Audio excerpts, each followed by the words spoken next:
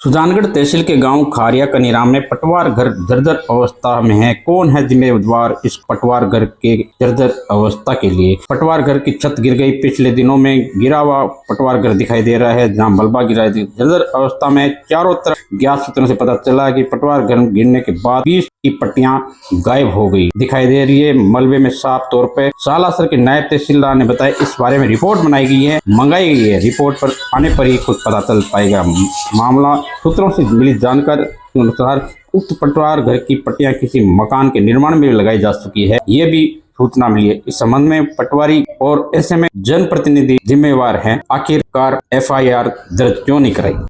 सुजानगढ़ की प्रसिद्ध central children academy में वार्षिक उत्सव धूमधाम से संपन्न हुआ। समारोह में मुख्य अतिथि विधायक मनोज मेघवाल, वहीं किराना मर्चेंट एसोसिएशन पवन महेश्वरी, वित्त व्यापार मंडल के राजेंद्र गेड़िया टीम, हारे के सारा श्याम स्वर्णकार अतिथि थे। दीप प्रदान करके कार्यक्रम का शुभारंभ किया गया। इस दौरान CA के चेयरमैन सुशील कुमार कौशिक, अमित शर्मा, प्राचार्य कौशल्या शर्मा, सुरेश कुमार, दीपक कुमार सहित कौशिक परिवार, सेंट्रल चिल्ड्रन एकेडमी के स्टाफ ने अतिथियों का भव्य स्वागत। बता दें, अंग्रेजी विद्यालय की बेहतरीन शिक्षण संस्था है सेंट्रल चिल्ड्रन एकेडमी, जहाँ पर हर वर्ष की तरह इस बार भी शानदार तरीके से भव्य आयोजन किया गया। वार्षिक उत्सव में एक से एक बढ़कर शानदार प्रस्तुतियां थी, जहां पे प्रस्तुतियों में बढ़कर भारतीय सांस्कृतिक प्रस्तुतियों में भक्ति, सर्वधर्म समभाव से ओतप्रोत कार्यक्रम 2.5 घंटे तक चले। कार्यक्रम में नगर वासी, अभिभावक के जन जमे रहे। इस दौरान विधायक मनोज मेघवाल ने संबोधन देते हुए बालिका शिक्षा पर जोर दिया। वहीं आपको बता दें, सुजानगढ़ में इस तरह के कार्यक्रम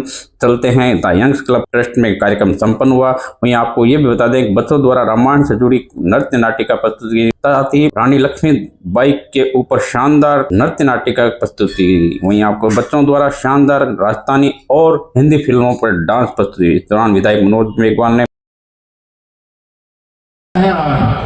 इस दिन के लिए पूरे साल भर का जो इंतजार है वो रहता है, और आज ये दिन एनुअल फंक्शन का आया तो बच्चे विशेष तौर से उत्साहित रहते हैं। इसके लिए उनको विशेष तौर से आज के दिन की मैं बधाई देता हूँ। स्कूल परिवार को जिन्होंने शानदार आयोजन किया है, रंगारंग कार्यक्रम रखा है और इस कार्यक्रम की चांद लगाए हैं, उसके लिए प्रिंसिपल मैडम पूरे स्टाफ का धन्यवाद। जो प्रतिभा है उनको निखारने का काम किया है स्टेज पे, विशेष तौर से जिस तरह से प्रोग्राम तैयार किए हैं, आसान नहीं होता, पर उन्होंने पूरी मेहनत की, उनको भी बहुत धन्यवाद। और जो एनुअल फंक्शन के बाद जो सीनियर क्लास के बच्चे अगले स्कूल में जाएंगे, उनको विशेष तौर से आगे की शुभकामनाएं कि वो अब नया जो सफ़र है वो अच्छे से शुरू करें, क्योंकि 10वीं के बाद में आगे का जो सफ़र होता है ये वो सफ़र होता है कि जहाँ अब तय होना है कि आपको किस फील्ड में जाना है, किस रास्ते पे आपको जाना है, आपके भविष्य में आपको क्या करना।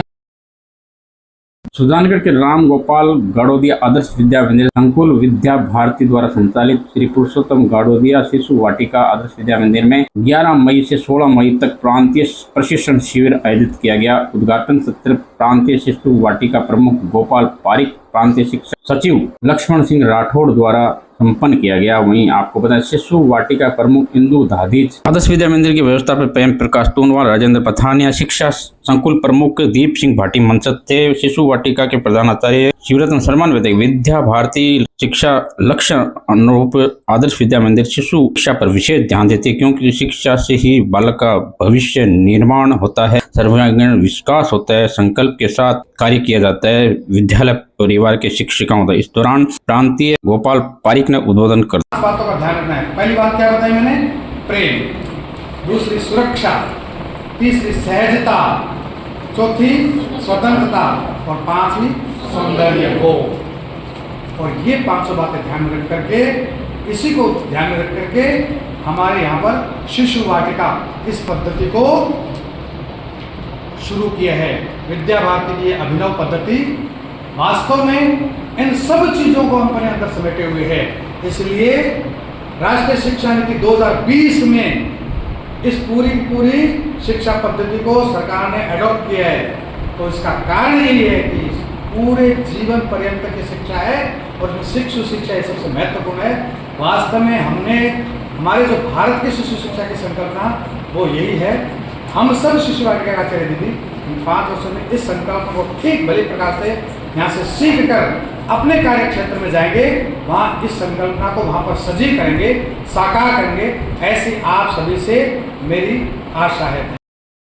सुजानगढ़ के गांधी चौक स्थित विद्युत ट्रांसफार्मर में लगी 4 दीवारी है जहां पे कचरा था। उस कचरे में भयंकर आग लगी। आग ने विकराल रूप धारण किया। विकराल रूप धारण करते मार्केट में हड़कंप। इसी दौरान पुलिस सूचना मौके पे पहुंची। फायर ब्रिगेड टीम मौके पे पहुंची।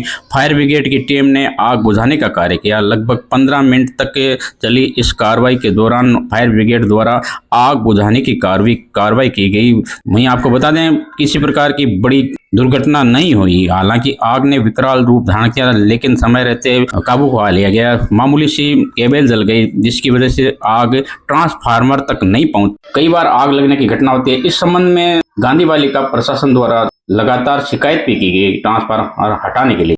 सुजानगढ़ के जाट छात्रावास में शनिवार को शिक्षा विभाग के वरिष्ठ सहायक रहे स्वर्गीय तेजपाल जाखड़ की याद में दूसरी पुण्यतिथि पर विशाल रक्तदान शिविर आयोजित किया। लगभग 200 से अधिक रक्तदाताओं ने रक्तवीरों ने अपना रक्तदान किया।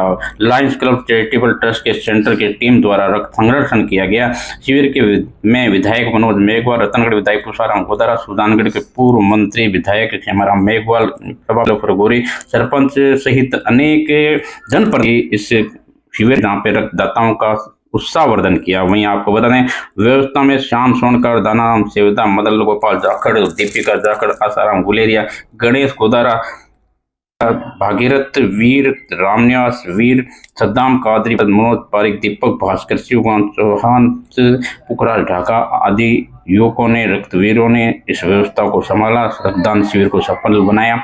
इस दौरान स्वर्गीय आयोजन किया जा रहा है। तो हमारे स्वर्गीय साथी तेजपाल जी जाखड़ की आज दूसरी पुण्यतिथि है।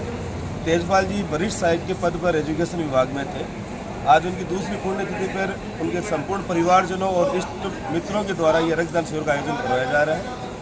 ये आज दूसरी बार इसका आयोजन उनके साडू भाई सेवदा जी के नेतृत्व में यहाँ आयोजित होता है।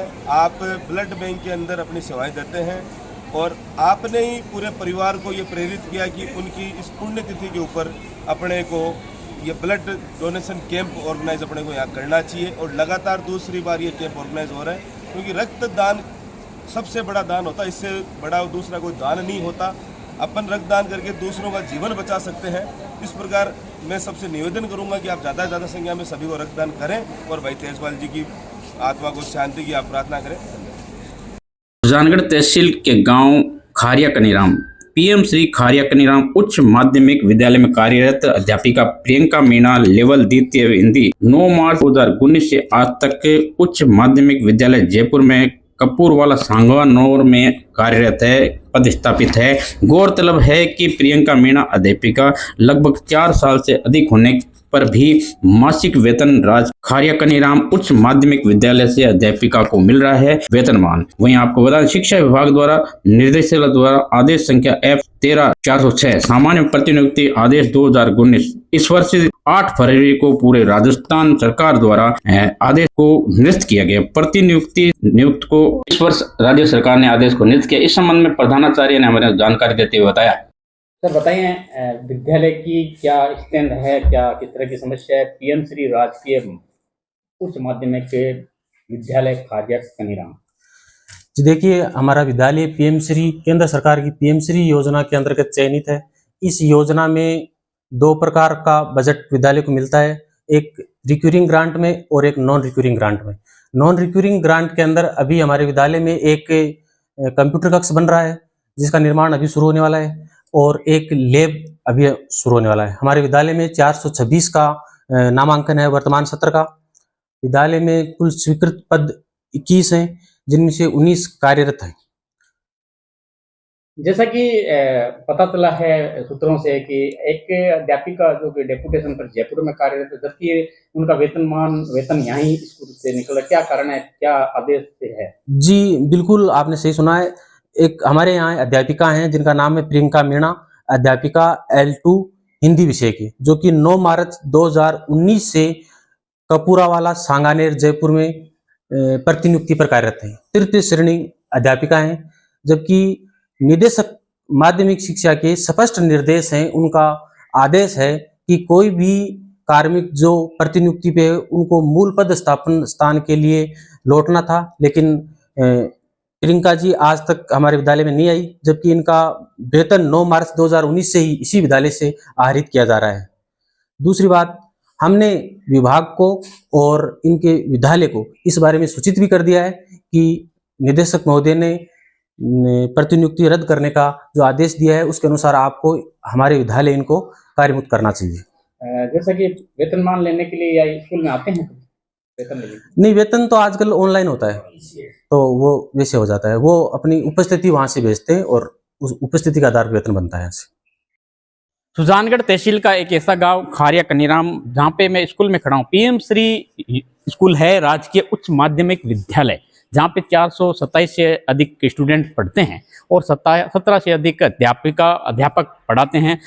चूँकि ये विद्यालय सुजानगढ़ तहसील के नज़दीकी है, सालासर के पास में है। और मैं आपको एक विशेष जानकारी देना चाह रहा हूँ जो कि सूत्रों से जानकारी मिली है। 2019 से यहाँ की एक अध्यापिका प्रियंका मीणा, जो कि लगातार डेपुटेशन पर जयपुर में शिफ्ट है, सांगानेर के पास में एक विद्यालय में है वो, और डेपुटेशन पर है। ये डेपुटेशन की जानकारी हमारे को पाया गया कि उनका वेतन वहीं से उठता है, जबकि सरकारी आदेश है जो कि सरकार ने भी वापस आदेश ले लिए थे, सभी डेपुटेशन को कैंसिल कर दिया था। ऐसे में सवाल खड़ा होता है तो एक अध्यापिका किस तरह से डेपुटेशन पर रह सकती है और क्या वजह हो सकती है।